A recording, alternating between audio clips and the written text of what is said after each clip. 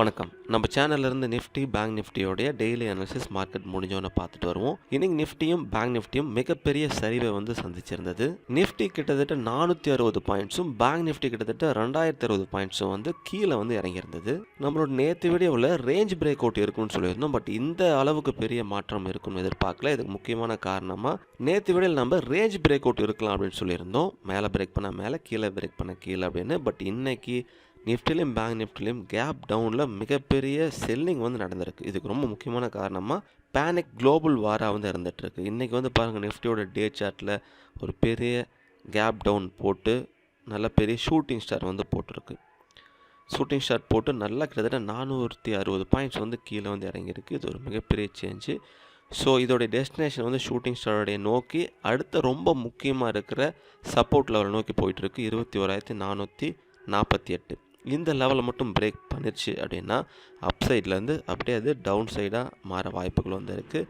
இந்த 21,450 ஸ்ட்ராங்காக சப்போர்ட் எடுத்தால் தான் அது அப்படியே கொஞ்சம் மேலே வரலாம்.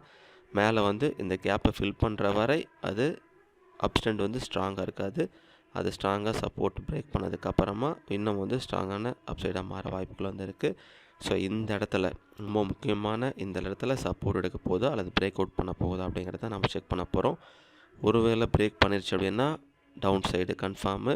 இங்கேருந்து சப்போர்ட் அடிச்சு அப்படின்னா அப்படியே அப்சைடு மறுபடியும் பில்டப் பார்க்கலாம். ஸோ இதுதான் நம்ம புரிஞ்சுக்கணும். 1 ஹவரில் லாஸ்ட் 1 ஹவர் நம்ம மார்க் பண்ணிப்போம். அது ரொம்ப முக்கியமான ஒரு ரெஃபரன்ஸ் லெவல். லாஸ்ட்டு 1 ஹவருடைய ஹையை பிரேக் பண்ணிச்சு அப்படின்னா பையிங் பில்டப் ஆகிட்டு இருக்குன்னு அர்த்தம். அங்கேருந்து புல் பேக் சப்போர்ட் எடுக்க இந்த டேவுடைய ஹையை தொடும். டேவுடைய ஹையை பிரேக் பண்ணிவிட்டு பாருங்கள், இந்த கேப்பை ஃபில் பண்ணும். ஃபில் பண்ணதுக்கப்புறமா தான் அது நல்லா ஸ்ட்ராங்காக மேலே போகும்.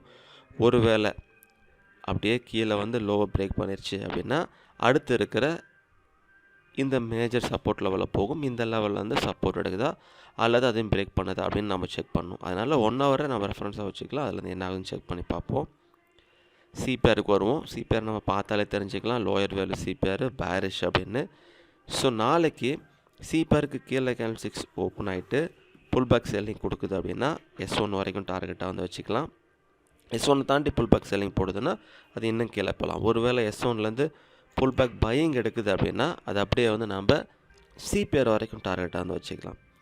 ஸோ அப்படியே சிபிஆர் கீழே ஓப்பன் ஆகிட்டு S1 பிரேக் பண்ணுது அப்படின்னா நல்லா கீழே டவுன் சைட் போக வாய்ப்புகள் இருக்குது. இது கீழே ஓப்பன் ஆனால் அந்த ரெஃபரன்ஸு சப்போஸ் சிபிஆருக்கு மேலே ஓப்பன் ஆகுதுன்னு வச்சுக்கலாம். சிபிஆருக்கு மேலே ஓப்பன் ஆகிட்டு இந்த சிபிஆரை கீழே பிரேக் பண்ணாத வரை நாம் அதை அப்சைடுக்கு உண்டான வாய்ப்பாக பார்க்கலாம். ஒருவேளை சிபிஆருக்கு மேலே ஓப்பன் ஆகிட்டு கீழே சிபிஆரை பிரேக் பண்ணிடுச்சுன்னா அது செல்லாக மாறிடும். ஸோ சிபிஆருக்கு மேலே ஓப்பன் ஆகிட்டு டே ஹையை நம்ம டார்கெட் பண்ணுவோம். அதையும் பிரேக் பண்ணுதுன்னா அது அப்படியே மேலே போகலாம். R1 பிரேக் பண்ணி, ஸோ இந்த R1 பிரேக் பண்ணாத வரை எனி டைம் அது கீழே வர வாய்ப்புகள் இருக்குது. ஸோ இதுதான் ரொம்ப முக்கியமான கண்டிஷனு. ஸோ R1 ஹையை ரெண்டும் அப்சைட் பிரேக் பண்ணுதுன்னா நல்லா மேலே போகலாம். ஒருவேளை R1லேருந்து செல்லிங் போடுது அப்படின்னா S1 டார்கெட் ஆகிடும். இதுதான் நம்ம நிஃப்டியில் பார்க்க வேண்டியது. ரொம்ப முக்கியமான ரெஃபரன்ஸாக இந்த ரெஃபரன்ஸாக லோவை பிரேக் பண்ணி இதையும் பிரேக் பண்ணிருச்சுன்னா கீழே, இங்கே சப்போர்ட் அடிச்சுன்னா மேலே, அப்படியே ஹையை பிரேக் பண்ணதுன்னா இந்த கேப்பை ஃபில் பண்ணணும். அது அப்படியே அடுத்த கண்டிஷனாக சொன்னதெல்லாம் ஃபாலோ பண்ணலாம். அப்படியே நம்ம பேங்க் நிஃப்டி கொஞ்சம் செக் பண்ணி பார்ப்போம். அப்படியே பேங்க் நிஃப்டிக்கு வரும். பேங்க் நிஃப்டியில் ரொம்ப முக்கியமான சப்போர்ட் லெவலில் பிரேக் பண்ணி அது டவுன் ட்ரெண்டுக்கு மாறிடுச்சு அப்படிங்கிறத கன்ஃபார்ம் பண்ணிடுச்சு. இதுதான் அந்த மேஜர் லெவலு. ஸோ அந்த மேஜர் லெவலில் பாருங்கள், இவ்வளோ பெரிய கேப்பில் கிட்டத்தட்ட 2000 பாயிண்ட்ஸு ஒரு வித்தியாசத்தில் இன்றைக்கி கீழே க்ளோஸ் ஆகிருக்கு. அதில் ரொம்ப முக்கியமாக இருந்த சப்போர்ட் லெவல் 46,920 அந்த லெவலில் பிரேக் பண்ணி கீழே இருக்குது. ஸோ அதுக்கும் நெக்ஸ்ட் லெவல் பாருங்கள் 45,516 அடுத்த லெவலில் இருக்குது. இதையும் பிரேக் பண்ணிருச்சு அப்படின்னா ஆல்ரெடி அங்கே டவுன் சைடு கன்ஃபார்ம் ஆன மாதிரி தெரியுது. அந்த லெவலில் இதையும் பிரேக் பண்ணது அப்படின்னா அது இன்னும் ஸ்ட்ராங்காக கீழே போக வாய்ப்புகள் இருக்குது. இந்த லெவல் இந்த டவுன் ட்ரெண்டை ஸ்டாப் பண்ண போதா அல்லது அது தொடர்ந்து கன்டினியூ பண்ண போகுதான்னு கண்டுபிடிக்கிற இடம். ஸோ இந்த இடத்துல சப்போர்ட் எடுச்சு அப்படின்னா மேலே திரும்ப இந்த லெவல் வரலாம். இல்லை அதை பிரேக் பண்ணதுன்னா ட்ரெண்ட் அப்படியே ஸ்ட்ராங்காக கீழே போக வாய்ப்பு இருக்குன்னு புரிஞ்சிக்கலாம். 1 ஹவரில் நிஃப்டிக்கு ஃபாலோ பண்ண அதே ப்ரொசீஜர் தான். 1 ஹவர் மேலே பிரேக் பண்ணிச்சுன்னா மேலே, கீழே பிரேக் பண்ணிச்சுன்னா கீழே. 1 ஹவரை மேலே பிரேக் பண்ணிட்டு ஃபஸ்ட்டு இந்த ஹையை தொடணும். ஹையே நல்ல நீளமாக இருக்குது.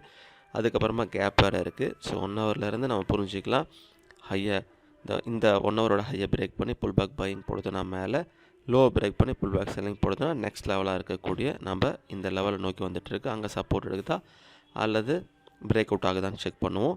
சிபேரும் பார்த்தாலே தெரிஞ்சுக்கலாம். பாருங்கள் லோயர் வேலை சிபேர் நேற்றே வந்து பாருங்கள் இது நேரோ சிபேர் இருந்துச்சு, அதனாலே ரேஞ்ச் பிரேக் அவுட் இருக்கலாம்னு சொல்லியிருந்தோம். பட் இன்றைக்கி இவ்வளோ பெரிய சேஞ்ச் வந்து நடந்திருக்கு.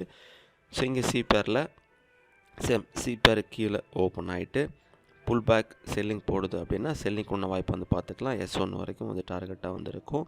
S1ல் புல் பேக் பையிங் போடுது அப்படின்னா அப்படியே சிபேர் வரைக்கும் டார்கெட்டாக வந்து வச்சுக்கலாம்.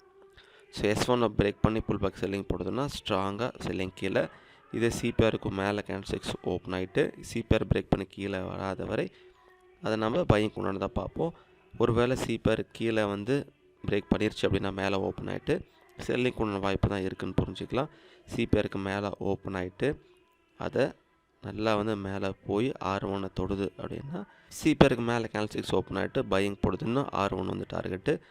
R1 அப்புறம் இந்த ஹையை வந்து பிரேக் பண்ணணும். பிரேக் பண்ணால் தான் அதுக்கப்புறமா டார்கெட்டாக வந்து நம்ம R2 வந்து வைக்கலாம். ஸோ இந்த கேப்பை ஃபில் பண்ணாத வரை அப் ட்ரெண்டுக்குண்டான வாய்ப்பை நம்ம பார்க்கக்கூடாது. அதை கொஞ்சம் கொஞ்சமாக ஃபில் பண்ணலாம். அதனால் ஒரு இடையாகவும் ஃபில் பண்ணலாம். அதனால் அது வரைக்கும் நம்ம காத்திருப்போம். ஸோ சிபேர் கீழே ஓப்பன் ஆகிட்டு செல்லிங் போடுது அப்படின்னா நிஃப்டியில் பேங்க் நிஃப்டியில் செல்லிங்குண்டான வாய்ப்பை வந்து பார்ப்போம். ஸோ இதுதான் கண்டிஷனு.